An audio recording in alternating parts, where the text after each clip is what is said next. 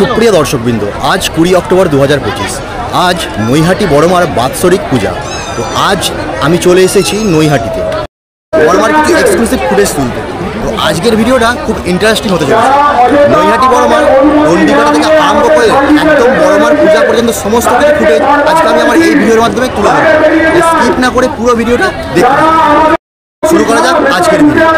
আজ নৈহাটি বড়মার বাৎসরিক পূজা, তাই সকাল সকাল রেডি হয়ে বেরিয়ে পড়েছিলাম নৈহাটির উদ্দেশ্যে বড়মার পূজার কিছু এক্সক্লুসিভ ফুটেজ সংগ্রহ করার জন্য। তো প্রথমেই চলে গিয়েছিলাম আমি গঙ্গার ঘাটে। গঙ্গার ঘাটে গিয়ে দেখলাম হাজার হাজার ভক্ত গঙ্গা স্নান সেরে মায়ের উদ্দেশ্যে ডন্ডি কেটে চলেছেন মন্দিরের পথে।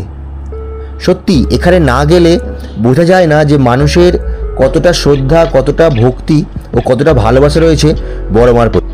কথিত আছে নৈহাটির বড়মা কাউকে খালি হাতে ফেরায় না।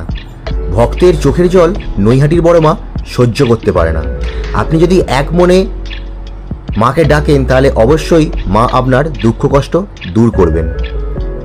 তাই হাজার হাজার ভক্ত ডন্ডি কেটে চলেছেন মায়ের উদ্দেশ্যে নিজেদের মনস্কামনা জানানোর জন্য। আজ ভোর থেকে চলছে এই একই রকমভাবে ডন্ডি কাটার ভিড়। একবার তাহলে ভেবে দেখুন, ভোর থেকে রাত পর্যন্ত যদি এইভাবে ডন্ডি কেটে যায় তাহলে কত মানুষ একসাথে ডন্ডি কাটছে। নৈহাটি বড়মার কাছে জাতি ধর্ম নির্বিশেষে ভক্তেরা আসেন।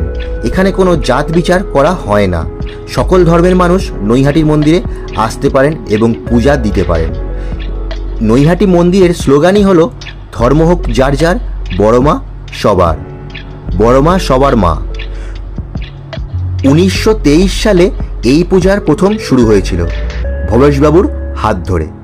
এই পূজার একটি কাহিনী আছে যা আমার চ্যানেলের ভিডিওয়ে দেওয়া আছে, নৈহাটির বড়মার পৌরাণিক কাহিনী। আপনারা যদি চান অবশ্যই ভিডিওটি দেখতে পারেন, আপনাদের ভালো লাগবে।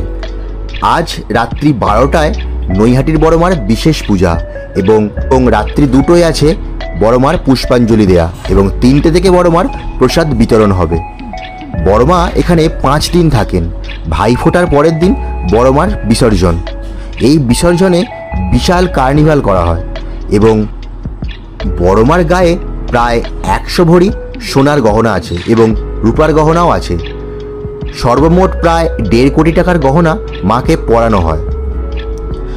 বিসর্জনের দিন এই সমস্ত গহনা খুলে মাকে ফুলের সাজে সজ্জিত করা হয় এবং কার্নিভাল করে নিয়ে যাওয়া হয় গঙ্গার ঘাটে বিসর্জন করার জন্য।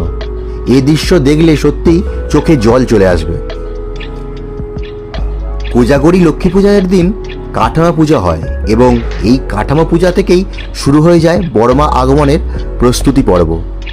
শোনা যায় যে কাঠামো পূজার দিন থেকেই নাকি নৈহাটি বড়মা নৈহাটিতে চলে আসেন।